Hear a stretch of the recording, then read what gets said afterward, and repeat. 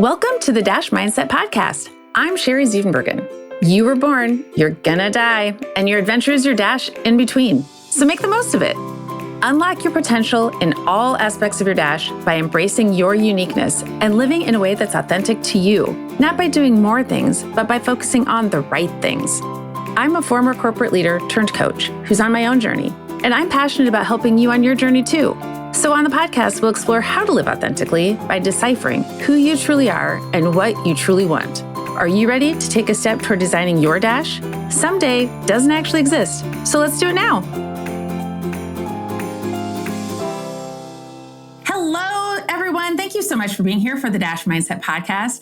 I'm super excited today to have a couple guests with me, which is new because I've only had one every episode up until this point. So this is super exciting. So my new friend, Kathy Healy, is here with her daughter, Dana Healy Nogelmeyer. And I'm going to give you the whole lowdown because that's what I do as to how I met Kathy and why we're new friends. So I was at a former colleague's daughter's graduation. And Dana, who's also a former colleague, was there with her lovely mom, my new friend, Kathy. And so we're chatting it up. I learned that Kathy loves to travel. So I'm totally into the conversation, talking, asking her where she's been. And I learned that Kathy was once a CPA. Well, I guess you're still a CPA, but you once practiced accounting, and she was a CPA. And then at the age of 52, we decided to become a flight attendant. So I was super curious about all this, and I asked if she would be willing to be on my podcast, which she was. So here we are today. So welcome, Kathy and Dana. Oh, thank you, Sherry. Thank you for having us. Yeah. Hello. This is so fun. So fun. So, Kathy, I would love for you to share a little bit about just your journey in general. So you were doing CPA work. You decided, hey, I'm going to be a flight attendant. I know there's more to it than that. So if you could share, I would just love that because it's clearly a decision a lot of 52-year-olds don't make. And I'm just so excited to share the fact that you did. So I'll let you take it. Okay. So I had been an accountant for over 20 years, and and I was 52, and Dana had gotten married in 2000, and Dana is my sweet little girl, my only child. And once she got married, I guess I felt like, okay, now she's on her own, and now I can do, something that I really would like to do. And I had noticed when I had been traveling in the 90s, when I'd been on an airplane, I'm like, well, shoot, these people aren't any younger than me and they're not any taller. So maybe I could do this now. So can I stop you there, Kathy? So you had shared that it's something that had at least swirled through your mind a couple times because you had investigated a little bit at one point earlier in life, and you were too short. Is that right? And right. You also didn't look like Raquel Welch. That was also right. A limitation for you. Is that right? Okay. That would have been back in 1968. I had a brief interview with a United representative, and as I told the passengers, because the passengers on the airlines would always say, well, how long you been doing this, honey? And I'd say, well, not as long as it looks.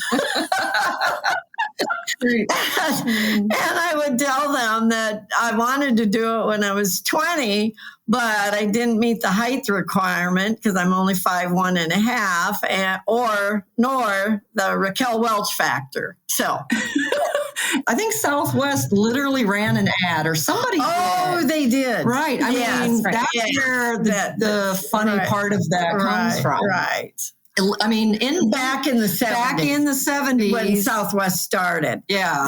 I think they ran an ad with Raquel Welch or something about wanting to work at Southwest. I think that's right. I'll have to Google it, but the ad itself literally said, are you Raquel Welch, or do you look like Raquel Welch? And that was kind of their ad for, if you do, you can come work for us. Okay. That is so funny. Yeah. And especially because why Raquel Welch, I wonder? I mean, she was pretty, right? I don't even. Well, she was in that one movie. She was gorgeous. I mean, just gorgeous, tall, gorgeous. All of the above. She was probably about 5'3", Kathy. No. I think she was tall. No. That's funny. Okay, so that happened in the late 60s. And then you are doing your accounting thing, and Dana gets married, and you think, well, let's reinvestigate this whole thing. I'm tall enough because I flew in the 90s, and people were, about your age and didn't look like Raquel. Exactly. They look like, how I always put it is they were now hiring ordinary people, ordinary humans. Yeah.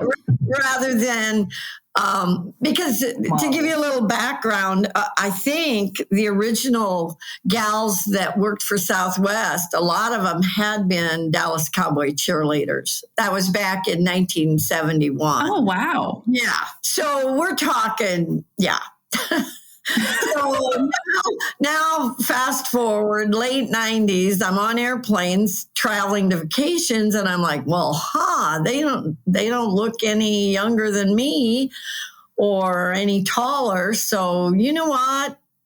That kind of, started the idea. So then when Dana got married, I'm like, well, why don't I do this? And I think a couple things. Number one, I'm single, so I didn't have to worry about someone else agreeing with that decision. And number two, I've never worried about being able to provide for myself. I always figured I can always do accounting no matter what. Somebody will always need a bookkeeper. So if it falls through, I'm going to be okay. So I think that gave me the courage, because basically what I did is I gave my notice. I said in November of 2000, I said, hey, this is going to be my last tax season, so I need to transfer my clients to other folks. And wait, what year was that? What year was that, Kathy? 2000. Oh, it was 2000. That's right. Okay, sorry. Go ahead. It was in November of 2000. I went in and talked to my supervisors, and then we let the partners know that I would work through tax season, but my final day would be April 30th after tax season of 2001. And so that's what we did. I really didn't tell them what I had in mind, because I was really, people were like, why would you want to do that? Because I'll be honest, my salary was going to decrease by about $50,000 a year. I mean, it was pretty big change financially. Yeah, pretty significant for most people. Yeah.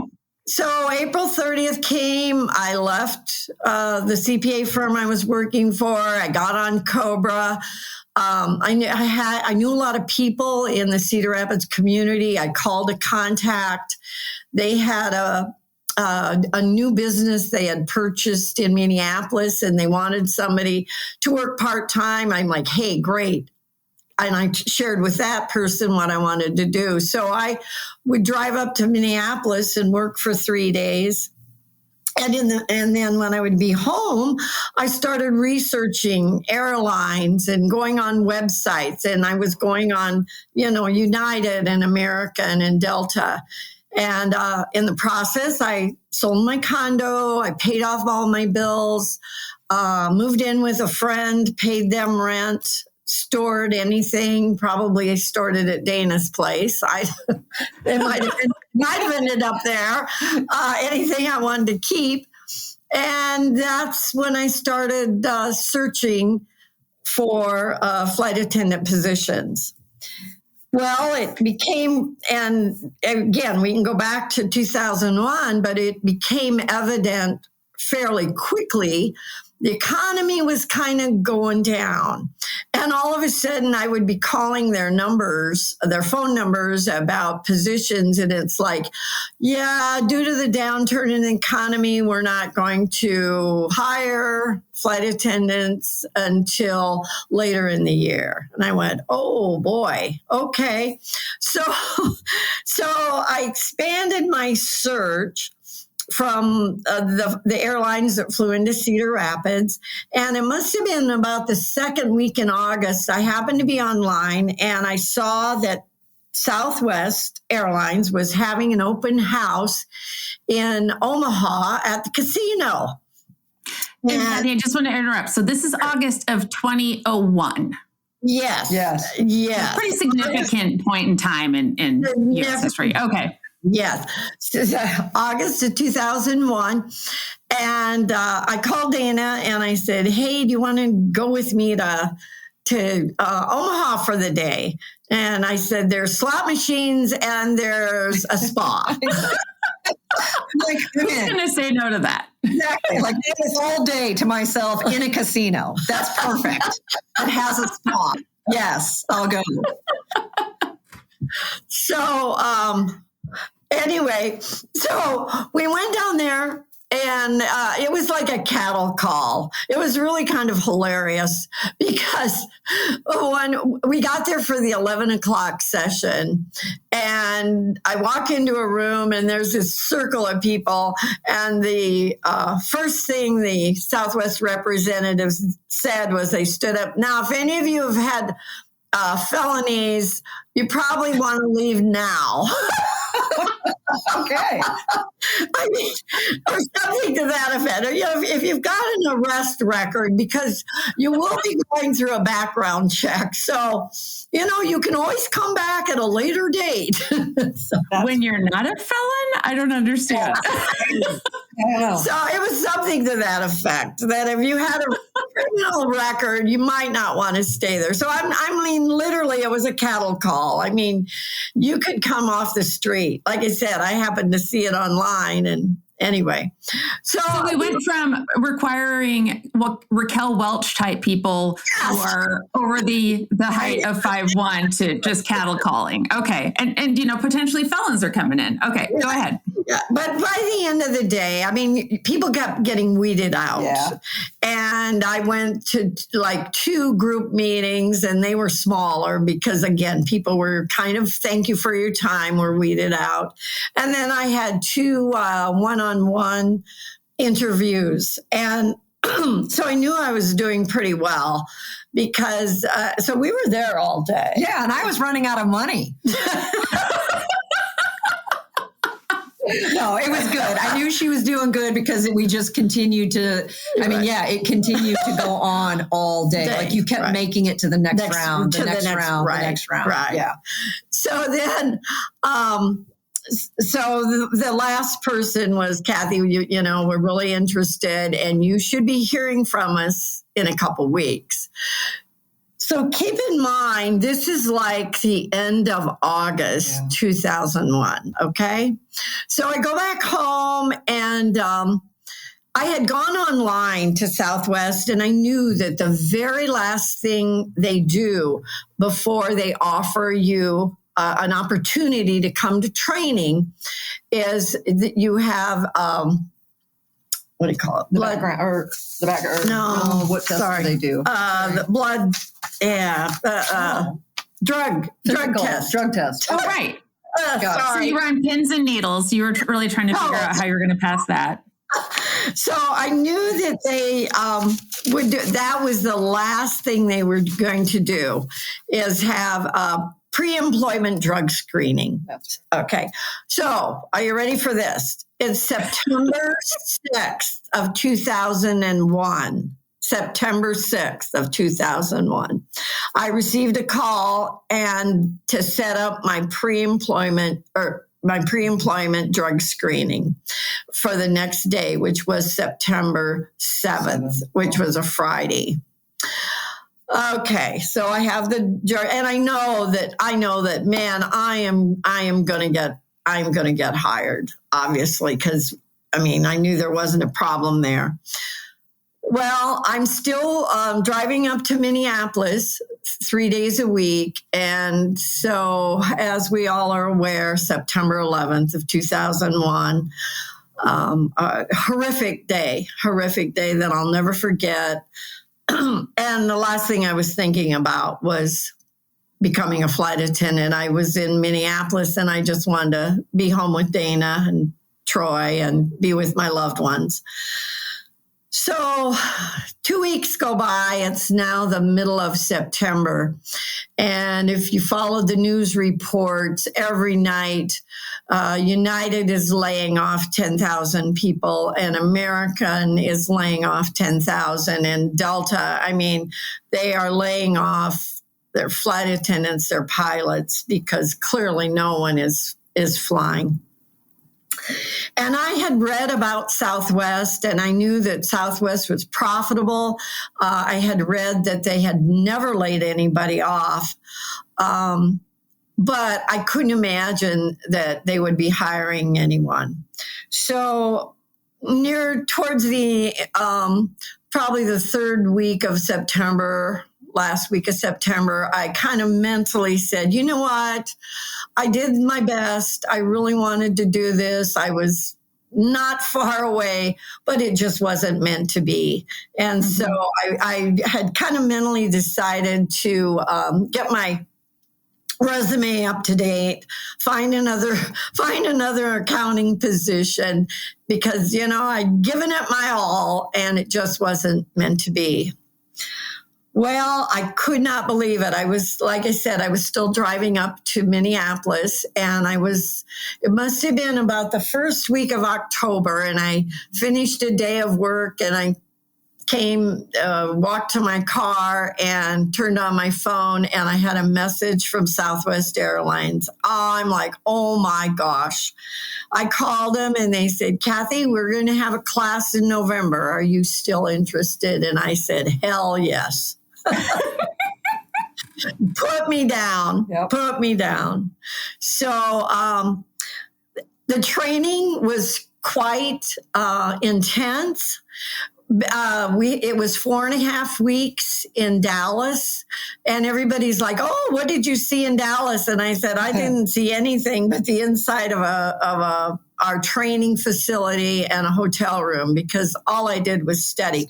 Almost every day you had a test. And if you didn't get above 90%, you could take the test again. But if you didn't get above 90% the second time, you were out. So the class may have started with 110 people, but maybe the class only ended up with 80 being successful. So, oh, wow. So yeah, then they're just out. You're out. Yep. Yeah. Yeah. Out. We had to learn, before we even went down there, we had to learn the public announcements. Southwest, I don't know what they're doing today, but Southwest, we stated the PAs. We did not, it wasn't a recorded message. We said them over the system, the intercom system. And so you had to memorize that. Before I even went to training, I had to memorize all of those. And I had to memorize the three alpha city codes. Wait, what? Why you couldn't just refer to some notes or anything? No, not on the not on the announcements. Good morning, ladies and gentlemen. Welcome aboard Southwest Airlines, flight number yada yada. Yeah. No. Oh, wow, that was very smooth, Kathy. You memorized those very well. Okay, go ahead. But and for those of you who think our training had anything to do with serving you a drink, absolutely not. In 4.5 weeks, your training is going to be first aid, firefighting, the use and the storage of emergency medical equipment, any other kind of emergency equipment, how to conduct a planned and an unplanned evacuation. I mean, it was intense. So Kathy, when you were going through this, I mean, I know that I'm certain that when you were thinking about being a flight attendant, you didn't think it was just serving drinks. I'm sure you thought beyond that. But did you at any point think, oh, wait a minute, what am I doing here? No, I loved it. Oh, good. Okay. Yeah. And the other thing was like your security procedures. I mean, just, the important things, like I said, because when you're at, 40,000 feet and somebody faints, there's just the 3 flight attendants. You have to deal with that. You have to know what to do. Those kinds of things. Or somebody gets in an argument with their seatmate. You have to know how to bring that down, how to, calm people down. So de-escalate the situation. Absolutely. So, yeah. So, anyway, I became an employee on December 7th of 2001, and I absolutely loved it. So again, I'm 53 and I flew for over 20 years, and I just retired May 1st of 2022. So yeah, I loved flying. It was wonderful. So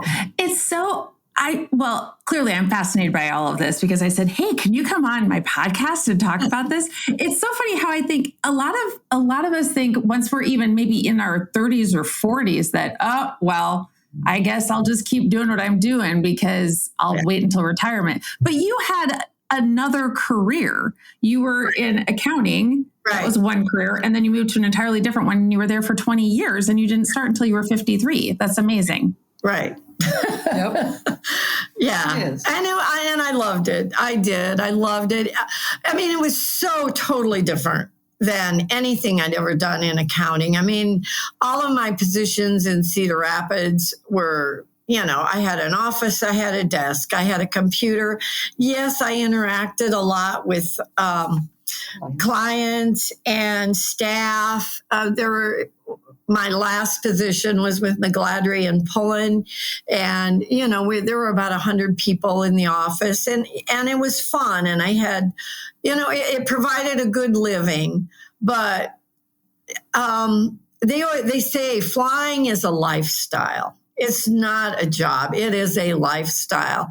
And I always told my friends, because I had friends who were like, oh, I'd love to do that. And I said, well, if you're the kind of woman that has to go to the bathroom with another individual, you cannot do this job because you need to be a very independent person.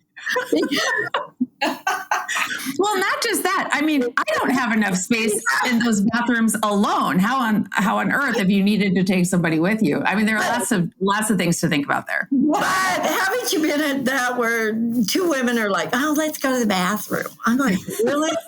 Why do you need a friend? I don't know. But that's my test. If you need to do that, you cannot be a flight attendant. So it's a very independent job. I'll explain maybe because I think it's not like mom was flying with the same coworkers every flight. No, every flight. Literally flying with brand new people every couple days. Or every 3-day trip. Every 3-day trip. Yeah. You're meeting entirely new people. And I think that's what's really different compared to the office job. I go in every day. I have the same exact coworkers. Yeah, there's turnover in general, but not like that. Not every 2 days am I working side by side with someone brand new who I've never met. Right. So that's interesting. Yeah, that is really that had not really occurred to me about being a flight attendant. That you're constantly switching coworkers. So if you're one who really wants to, create a connection with your coworkers. And sometimes that's the primary reason why people stay in a particular job, right? I mean, that's just something you're not going to have in that role. Okay. A couple things came to me to ask you, Kathy, while you're talking. Well, first of all, since you flew Southwest, you never did any international flights, right? Those were all domestic. Correct. Because when I was there, now there's, in the last few years, they started flying to Mexico and the Caribbean. And even though I know this isn't international, but I mean, when I was there, predominantly it was the lower 48 states. But now they now fly to Hawaii. And so, like I said, they are flying to Mexico and the Caribbean and Puerto Rico and Okay, so there's some pretty long flights, right? Because Hawaii is pretty. Okay, so here's my question for you. I always, whenever I get on a long flight, it doesn't matter if I feel pretty good about how I look or not. By the time I get off the flight, I look like I've been without a home for about a week, and I smell like it too. But all the flight attendants, they look like they just left home and they're all, put together. And I don't understand it. I don't understand. Is there something special going on in the back? Like you have a special, I don't know, glamour shots kind of studio or something? That's funny. No, not at all. It's funny because we just reapply our lipstick a lot. That's all. Okay. Well, maybe I'll do that on my next flight and I'll look like I'm put together. That's about it. Okay. So Dana, when, I said I had two questions. I do have another question. So something that's always been just, in my mind, kind of dumb, I suppose it makes sense, is that they always, the flight attendants they want all the windows open and they want all the trays put up. Can you help me understand that? Is that just to be consistent? Is it for safety? Well, you have to about that, Kathy. The trays have to be up for takeoff and landing. That's a safety situation. Safety. Yeah. Okay. Because if you were to crash, you have to have your seatbelt on. You have to have your seat back and tray table in the full upright and locked position. So that was good. You've had some experience with that. Okay. So it's safety. Okay. I get it now, but I'm always like, what? We have 20 minutes to land and I have to put my table up or my, whatever you call it. What do you call it? A lot of times they want the windows open so that you can visibly see outside. So, so the two most critical phases of flight are takeoff and landing. Okay. So that's why they want the windows up so that the passengers can see out, and just for safety reasons. Okay. I feel better about that. Thank you, Kathy, for that. You're welcome. Okay. So my next question, Dana, when your mom said, "Hey, I think I'm going to quit my job as a CPA and be a flight attendant," what was your initial reaction to that?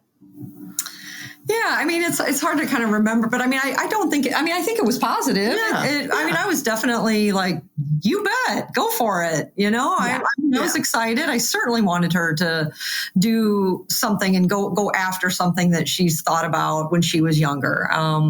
I thought it was fantastic. And, I loved it. I learned some things, along the way. I didn't have any kind of, the only concern I probably had at that moment in time in history is obviously, of course, there was a little bit in the back of your mind because September 11th had just occurred. Right. I think anyone would think that.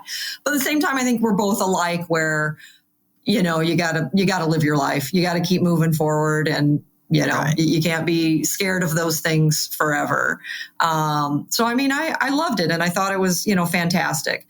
I would say that as then she was employed for, all those years, what probably concerned me a little bit more as I learned how the details worked. Obviously, it's all that driving back and forth, right? She had to be, her base was out of Chicago. So all of her flights are out of Chicago and she absolutely has to be in Chicago to start her flight and to arrive. And so there was a lot of driving back and forth to live here in Cedar Rapids. And so, that was always a concern, especially during the winter months. That's a lot of time. Right. Road. That's a lot of interstate. That's a lot of highway. That was more my concern than anything. And then in the earlier years, the only thing that I thought was unique is for a couple of years, it was the use of crash pads, which I think it was different. You rent what'd you say? Like you rent a bunk bed. Yeah, that's it. In the houses that surround Midway with lots of other flight attendants who may or may not be there. They do separate them between male and female. But sometimes, she would always do the morning flights, but all of these flight attendants will walk from those neighborhoods over to the airport. And sometimes you're walking at like 4 a.m. And I did not have an appreciation for that. But you hope that it's always going to be safe. And again, she didn't do that for the full 20 years, but in those first few years, because you were on call. I mean, you had to be seniority based. It's seniority based. And there is a level of she needed to be on call those first few years. Yeah. So she had to just be in Chicago. Right. So anyway, ready to go. Yeah. But I love that. Well, absolutely excited and happy. And I definitely wanted her to do that. As I was asking the question, Dana, I thought, I know what Dana's going to say. She was all about this. So it was kind of funny. I was thinking that as I was asking the question. That's so good because a lot of people, I'm guessing, had different reactions. And actually, something I want to say about, you went, Kathy, from CPA to flight attendant, and Dana, you shared some concerns about safety. It made me think about, I was in public accounting my first couple of years of my career, and I was an auditor in Kansas City. And there were a couple of times as an auditor, you wouldn't think this, but I was a little concerned about safety because depending on what area of the city we'd go to, there were a lot of bars around a lot of places. And I thought, wow, who knew that being an auditor could be such, a dangerous position. So maybe you were in as much danger as a flight attendant as you were a CPA, Kathy. Right. Just in a very different way.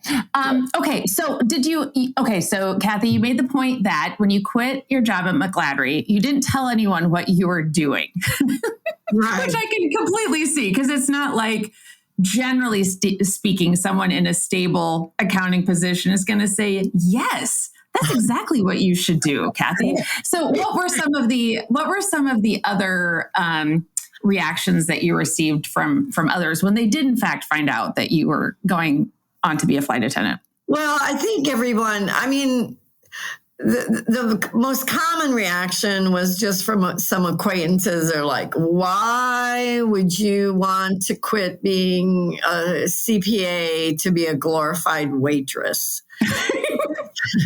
Because basically, again, most people, their only interaction with flight attendants is the serving the drinks and the snacks. Right. And that's a good day. That's a good day when you can have a flight and that's all you see them. Right. That's really not why we're there. We're there so that, you have a safe trip from point A to point B.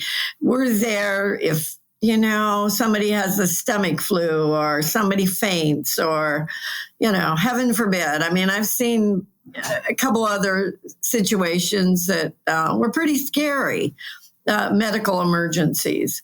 But we're there to, that's why we're there. We're not there. Our main purpose isn't to serve drinks and pass out snacks. So, and the headphones on long flights. Yeah, exactly.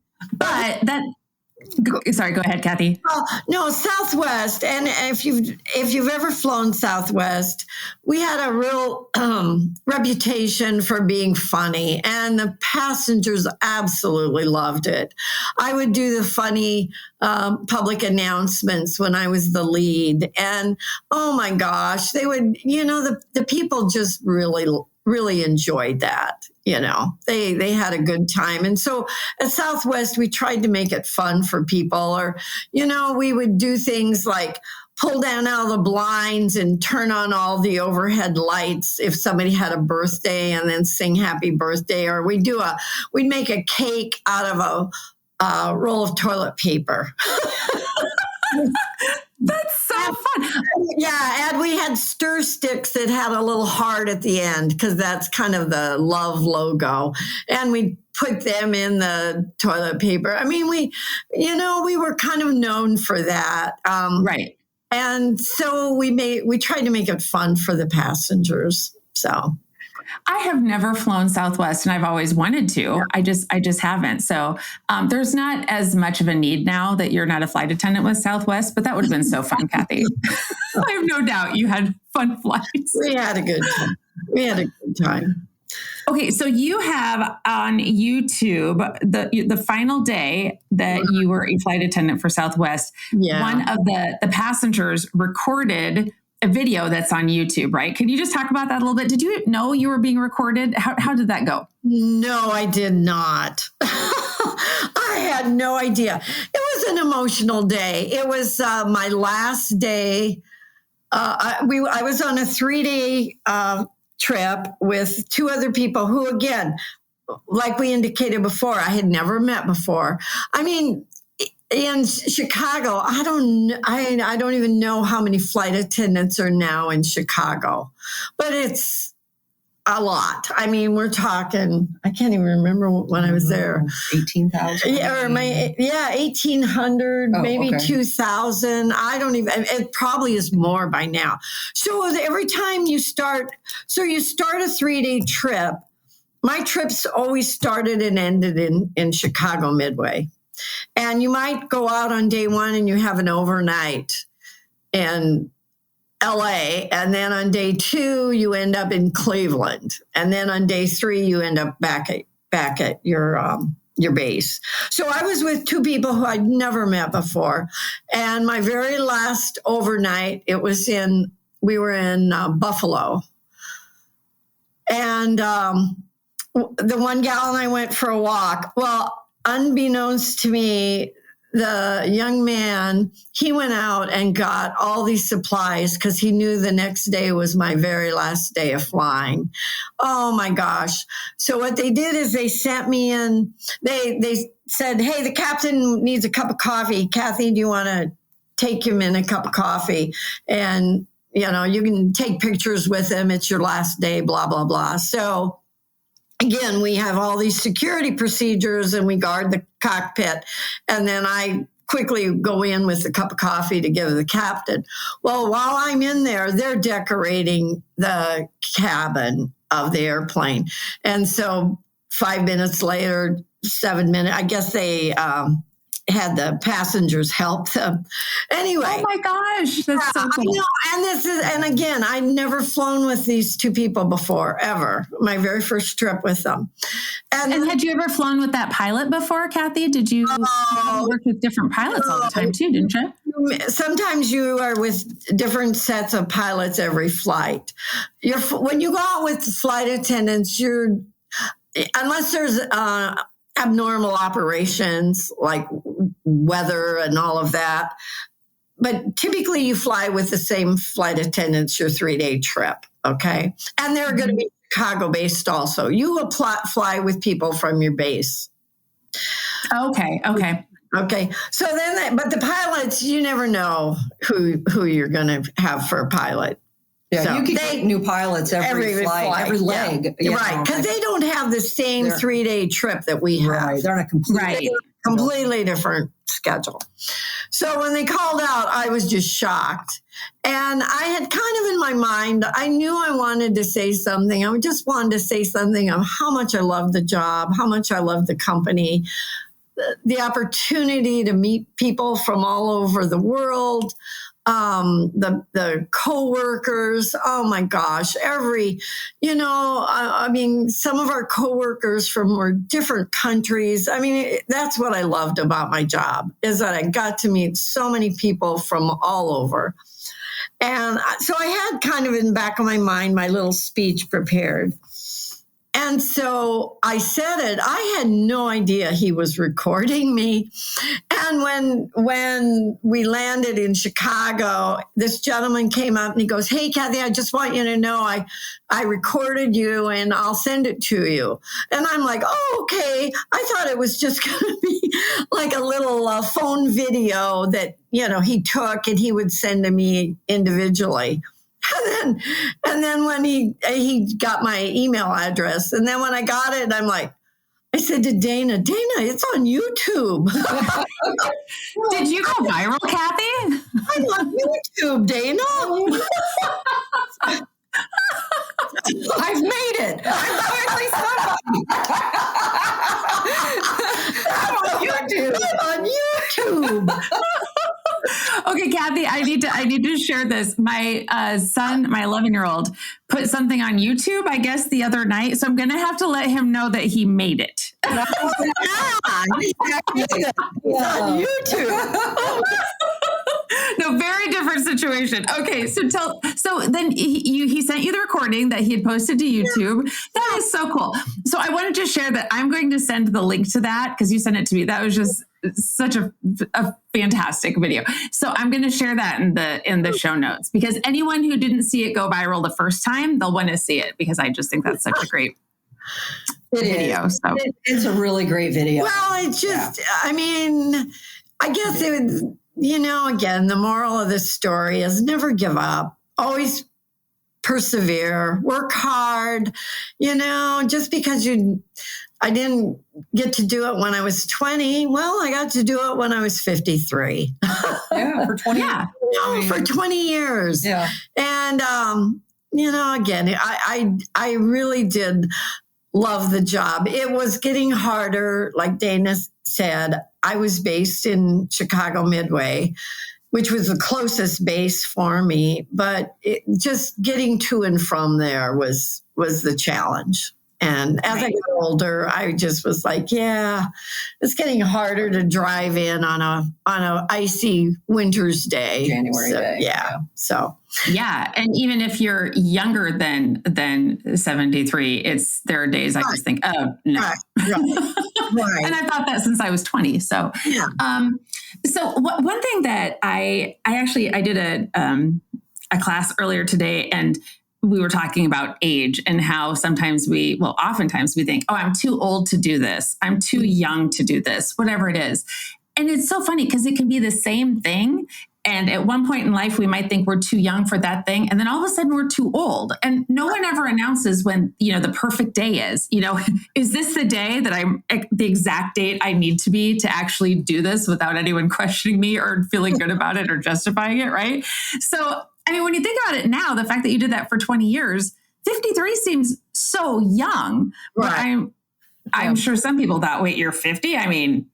You should just retire now. You're too old to do that. So it's just so fantastic that you had 20 years doing that. And it's just really a blip on the radar. Yeah. Of your entire life. It was like I said, it is a lifestyle. I got to see so many great cities. One time our entire crew, we rented bicycles. We were in San Diego and we rented bicycles, took them on the ferry, went over to Coronado Island, and we biked around Coronado Island all afternoon. What job do you get to do that? Right. Oh, that's so fun. It's funny how in my mind, I'm picturing all these flight attendants in flight attendant outfits doing this. And I'm guessing you didn't have those clothes on, but this is the vision I have. You take your tennies and your sweatpants and then maybe now I'm in New Orleans and I'm ordering crawfish etouffee at the local bar. You get to walking, having a beignet and the chicory coffee. Oh man, it was. Like I said, it was a hard job to leave. The downside, well, it would be a better job if you lived in your base, because then you can have more interactions with people. Right.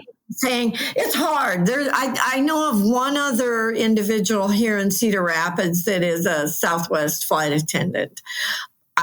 There may be more, but see, when you don't live in your base, when you live, away, it's hard to have that local connection.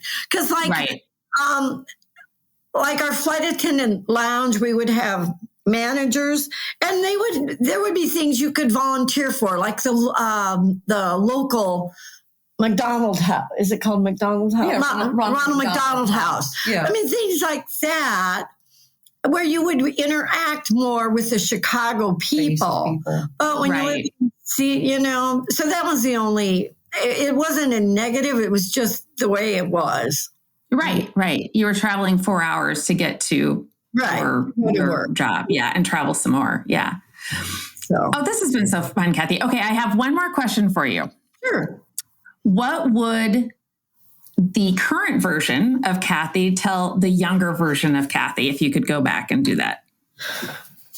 Okay. Well, I would tell her not to give up, to persevere, keep working hard, work hard, follow the golden rule, live by the golden rule, and, know that, yes, maybe things didn't come when you wanted them to, but you will achieve that. So. Oh, that's so good. Okay. So I'm going to share the YouTube video in the show notes. And you're retired now. So I'm not going to share where to find you because you don't want to be found. You're retired. And, and you don't have your own YouTube channel yet, Kathy, but maybe that's on the radar. No. Oh, Sherry. Well, this has been enjoyable. Oh, so fun. So fun. Okay. Well, thank you, ladies, both for being here. This is so fun. And I know it's not the norm for you, Kathy, to be on, or Dana, to be on podcasts. So I'm especially appreciative of this. So much fun. And I'm anxious for us to go out sometime and have more conversations about all the things. Oh, thank you, Sherry. Really appreciate it. Thank you, everyone, for being here today. I really do encourage you to watch the video that I'm going to show in the show notes of Kathy's last day, because it's just so amazing. I mean, it was, her second career and just a really, really neat video. So thank you so much for being here, everyone. And I appreciate you, Dana and Kathy, for being here. And we will see you next time. All right. Thank you, Sharon. Thanks so much for listening to the Dash Mindset Podcast. If you enjoyed this podcast, please subscribe on your favorite podcast player, tell your friends, and leave us a review. Follow me on my social media platforms highlighted in the show notes, and get in touch with me at thedashmindset.com. Share the topics you'd like me to explore in future episodes. Thanks again for listening to the Dash Mindset Podcast. We'll see you next time. Design and differentiate your Dash your way and make today amazing.